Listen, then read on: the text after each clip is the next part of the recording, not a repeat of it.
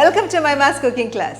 ഇന്നത്തെ വീഡിയോയിൽ ഞാൻ ഷെയർ ചെയ്യുന്ന നല്ല ടേസ്റ്റി ആയിട്ടുള്ള കിണ്ണത്തപ്പത്തിൻ്റെ റെസിപ്പിയാണ്. ഒരുപാട് ആൾക്കാർ ഈ ഒരു വീഡിയോയ്ക്ക് വേണ്ടി റിക്വസ്റ്റ് ചെയ്തിട്ടുണ്ടായിരുന്നു. അപ്പോൾ ഇന്ന് നമുക്ക് കിണ്ണത്തപ്പം ഉണ്ടാക്കുന്നത് കാണാം. കിണ്ണത്തപ്പം ഉണ്ടാക്കാനായിട്ട് വളരെ കുറച്ച് ഇൻഗ്രീഡിയൻസ് മതി. മെയിനായിട്ട് അരി, പിന്നെ കുറച്ച് തേങ്ങ, പഞ്ചസാര, ജീരകം, ഉപ്പ്, ഇത്രയേ ഉള്ളൂ നമുക്ക് കിണ്ണത്തപ്പം ഉണ്ടാക്കാനായിട്ടുള്ള ഇൻഗ്രീഡിയൻസ്. ചില ഏറിയയിൽ മലബാർ സൈഡിലോട്ടൊക്കെ ഇതിനകത്തേക്ക് മുട്ടയും ഏലക്കയൊക്കെയും ചേർക്കാറുണ്ട്. നമ്മളിന്ന് മുട്ടയില്ലാത്തൊരു റെസിപ്പിയാണ് ചെയ്തത്. അപ്പോൾ ഞാനിവിടെ എടുത്തേക്കുന്നത് അരി കൈമയാണ്. കൈമ റൈസ് ഒരു 4 മണിക്കൂർ സോക്ക് ചെയ്ത് വെക്കുക. കൈമയ്ക്ക് പകരം പച്ചരി അല്ല ബസ്മതി അരി ഒക്കെ ഉപയോഗിക്കുക കേട്ടോ. നോർമൽ പച്ചരി ഉപയോഗിച്ചാലും മതി. 4 മണിക്കൂർ കുതിർത്ത ശേഷം ഇത് വെള്ളം വാലാൻ വെച്ചേക്കുന്നതാണ്. പിന്നെ കുറച്ച് തേങ്ങ വേണം. ഞാൻ 2 കപ്പ് തേങ്ങ എടുത്തിട്ടുണ്ട്. 5.5 ടേബിൾ സ്പൂൺ ഷുഗർ, ഒരു 1/8 ടീസ്പൂൺ ജീരകം പൊടിച്ചത്, 1/4 ടീസ്പൂൺ ഉപ്പ്. അപ്പോൾ ഫസ്റ്റ് സ്റ്റെപ്പ് എന്ന് പറയുന്നത് നമുക്ക് ആദ്യം തേങ്ങയിലേക്ക് കുറച്ച് വെള്ളം ചേർത്ത് നല്ല തിക്ക് മിൽക്ക് എടുക്കാം.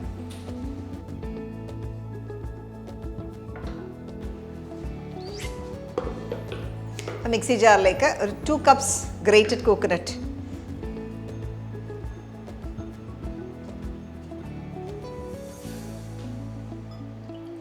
ഇതിലേക്ക് 1 കപ്പ് വെള്ളം ഒഴിക്കാം.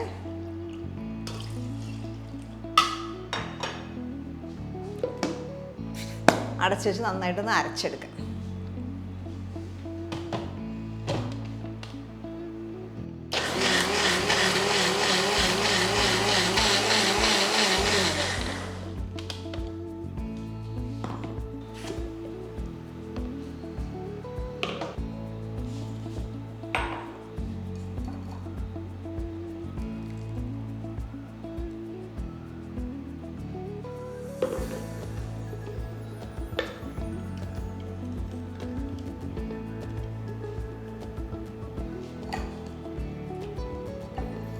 മാക്സിമം പിഴിഞ്ഞെടുക്കുക.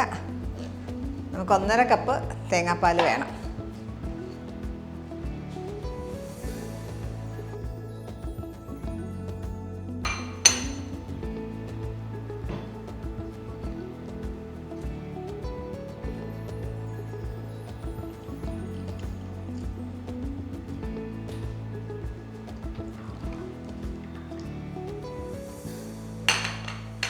നമ്മൾ തിക്ക് തേങ്ങാപ്പാലാണ് പിഴിഞ്ഞെടുത്തു. ഇനി മിക്സി ജാറിലേക്ക് ഈ ഇൻഗ്രീഡിയൻസ് എല്ലാം കൂടി ഇട്ട് നമുക്ക് അരച്ചെടുക്കണം. അപ്പോൾ ഇവിടെ എടുത്ത് വെച്ചേക്കുന്ന 1 കപ്പ് കൈമ റൈസ് 4 മണിക്കൂർ സോക്ക് ചെയ്ത ശേഷം വെള്ളം കളഞ്ഞ് എടുത്തേക്കുന്നത്.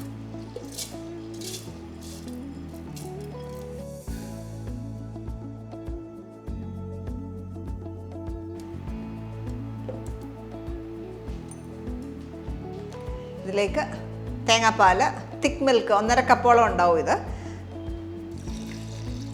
അപ്പോൾ കിണ്ണത്തപ്പത്തിന് വെള്ളത്തിൻ്റെ അളവ് വളരെ ഇമ്പോർട്ടൻ്റ് ആണ്. ഒത്തിരി തിക്കായി പോയി കഴിഞ്ഞാൽ നമുക്ക് നല്ല സോഫ്റ്റ് ആയിട്ടുള്ള അപ്പം കിട്ടത്തില്ല. ഒരുപാട് അയന് പോയി കഴിഞ്ഞാൽ സെറ്റ് ആവാണ്ട് വരും. അത് വളരെ കെയർഫുള്ളായിട്ട് ചെയ്യണം. കുറച്ച് പാലൊഴിച്ചു. ഇതിലേക്ക് 5.5 ടേബിൾ സ്പൂൺ പഞ്ചസാര, 1/4 ടീസ്പൂൺ ഉപ്പ്, 1/8 ടീസ്പൂൺ ജീരകം. 1/8 എന്ന് പറഞ്ഞാൽ 1/4 ടീസ്പൂണിൻ്റെ പകുതി. ഇതൊന്ന് അരച്ചെടുക്കുക.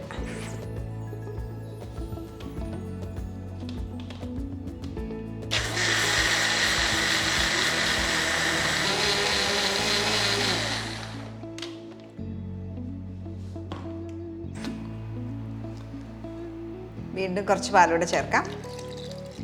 ബാക്കിയുള്ള പാലൂടെ ചേർത്തു. നല്ല സ്മൂത്ത് പേസ്റ്റായിട്ട് അരച്ചെടുക്കണം. അപ്പോൾ നമ്മൾ തൊട്ട് നോക്കിയാൽ ഒട്ടും തരിയില്ലാത്ത പോലെ അരച്ചെടുക്കുക. മിക്സിയുടെ ജാറ് ചൂടാവുകയാണെങ്കിൽ ഇടയ്ക്ക് റെസ്റ്റ് ചെയ്തിട്ട് വേണം അരയ്ക്കാനായിട്ട്.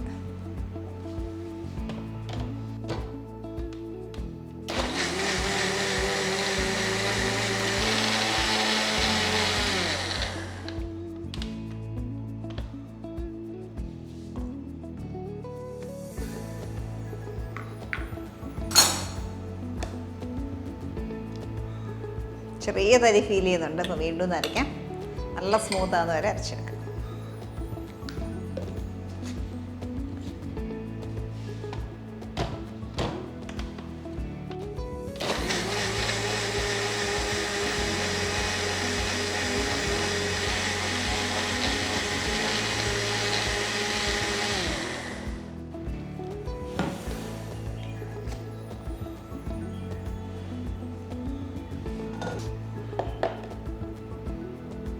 നല്ല സ്മൂത്ത് പേസ്റ്റ് ആയിട്ടുണ്ട്.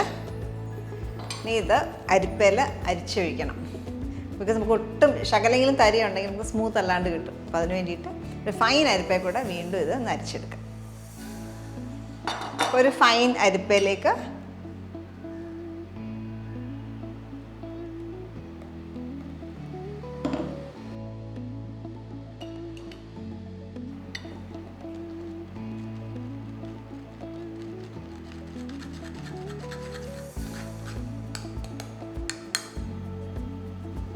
ഫൈൻ തരി ഉണ്ടാവും, അത് അവോയ്ഡ് ചെയ്യാനായിട്ടാണ്.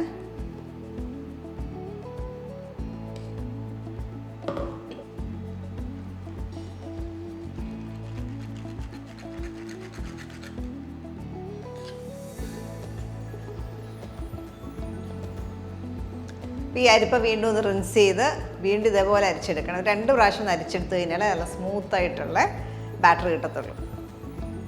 വീണ്ടും ഒന്ന് കഴുകിച്ച് റിൻസ് ചെയ്ത് ഇതുപോലെ അരിച്ചെടുക്കുക. അപ്പോൾ 3 പ്രാവശ്യം നമ്മൾ അരിച്ചെടുത്തു. അപ്പോൾ അതിൻ്റെ കൺസിസ്റ്റൻസി നോക്കിയാൽ ഈ ഒരു വരുക കേട്ടോ, ഈ ഒരു.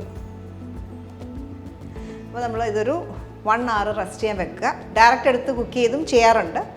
1 hour റെസ്റ്റ് ചെയ്യുവാണെങ്കിൽ ഇച്ചിരി ബെറ്റർ ടെക്സ്ചറാണ്. അപ്പോൾ അതിന് വേണ്ടിയിട്ട് 1 മണിക്കൂർ നമുക്ക് മാറ്റി വെക്കാം. അപ്പോൾ നമ്മൾ ഈ ബാറ്റർ 1 hour റെസ്റ്റ് ചെയ്തു. അപ്പം വീണ്ടും നമ്മൾ ചെക്ക് ചെയ്യുമ്പം ഒത്തിരി തിക്കായിട്ടുണ്ടെങ്കിൽ കുറച്ച് നിങ്ങൾക്ക് തേങ്ങാപ്പാൽ കുറച്ചുകൂടി ചേർക്കാം. ഇത് കുഴപ്പമില്ല. ഇനി നമുക്കിത് സ്റ്റീം ചെയ്തെടുക്കാം. അപ്പോൾ ഇതൊരു കിണ്ണത്തപ്പമാണല്ലോ. അപ്പോൾ നമ്മളൊരു കിണ്ണത്തിലേക്ക് ഇത് ഒഴിക്കാം. ഇങ്ങനെ ഒരു പാത്രത്തിലാണ് കിണ്ണം എന്ന് പറയുക. ഇതിലേക്ക് കുറച്ച് ഓയിൽ,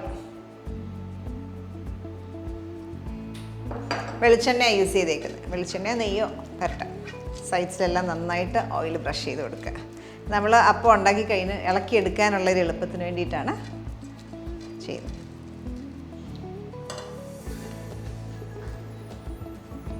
ഇതിലേക്ക് ബാറ്റർ ഒഴിക്കാം.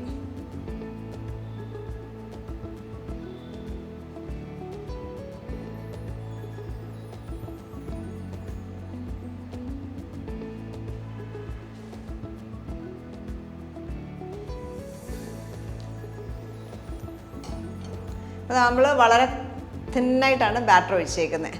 ഇതിനി നമ്മൾ ഒത്തിരി തിക്കായിട്ട് കിണ്ണത്തപ്പത്തിന് ഒഴിക്കാറില്ല. വളരെ തിന്നായിട്ടാണ് അപ്പം ഉണ്ടാക്കിയെടുക്കുക. ഇത് നമുക്കിനി സ്റ്റീം ചെയ്യാനായിട്ട് വേറെ ഒരു വലിയ പാൻ വെക്കാം.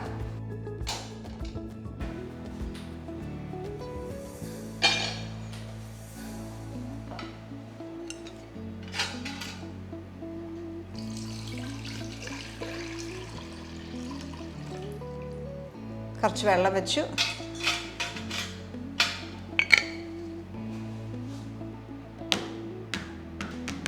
ഒന്ന് ടാപ്പ് ചെയ്യുക വല്ല എയർ ബബിൾസ് ഉണ്ടെങ്കിൽ പോകാനായിട്ട്. ഇതൊന്നെങ്കിൽ ഒരു പ്ലേറ്റ് വെച്ച് കവർ ചെയ്യാം, അല്ലെങ്കിൽ ഫോയിൽ, അലുമിനിയം ഫോയിൽ വെച്ചിട്ടൊന്ന് കവർ ചെയ്ത് വെക്കുക. അല്ലെങ്കിൽ അതിലേക്കുള്ള വെള്ളം എല്ലാം വീഴും. അപ്പോൾ അത് അവോയ്ഡ് ചെയ്യാനായിട്ട് എന്തെങ്കിലും വെച്ചൊന്ന് കവർ ചെയ്യുക.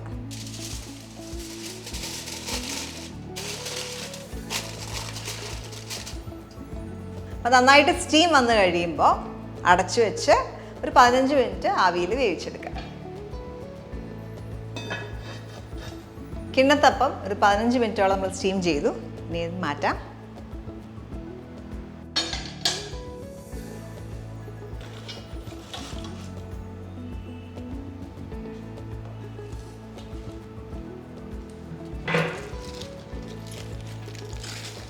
നന്നായിട്ട് കൂളായി കഴിയുമ്പോൾ ഈ പ്ലേറ്റിൽ നിന്ന് മാറ്റാം.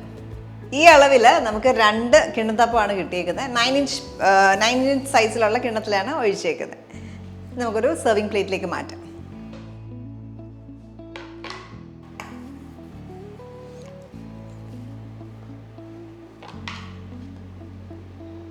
ഇതേപോലെ 2 എണ്ണം.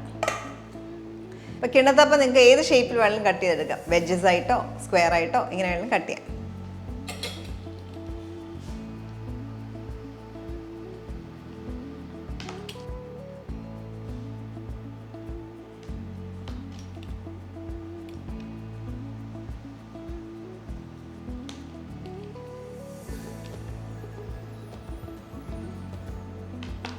അപ്പം നല്ല സോഫ്റ്റ് ആയിട്ടുള്ള കിണ്ണത്തപ്പം നമ്മൾ ഉണ്ടാക്കി. ഈ ഒരു തിക്നെസ്സാണ് ഉണ്ടാക്കുന്നത്.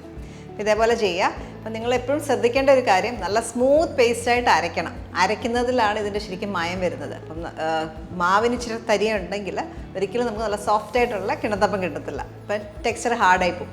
എപ്പോഴും വായിലിട്ട് അലിയുന്ന പോലെ വേണമെങ്കിൽ നല്ല സ്മൂത്ത് പേസ്റ്റ് അരയ്ക്കണം. 2-3 പ്രാവശ്യം അരച്ചെടുക്കുക. ഓക്കെ, അപ്പോൾ ഇത് നിങ്ങൾ ട്രൈ ഔട്ട് ചെയ്യുക. നല്ല ടേസ്റ്റി ആയിട്ടുള്ള ഈ കിണ്ണത്തപ്പം ട്രൈ ഔട്ട് ചെയ്ത് നിങ്ങളുടെ ഫീഡ്ബാക്ക് അറിയിക്കുക. നല്ല വീഡിയോസിൽ നമുക്ക് വീണ്ടും കാണാം. Take care, bye bye.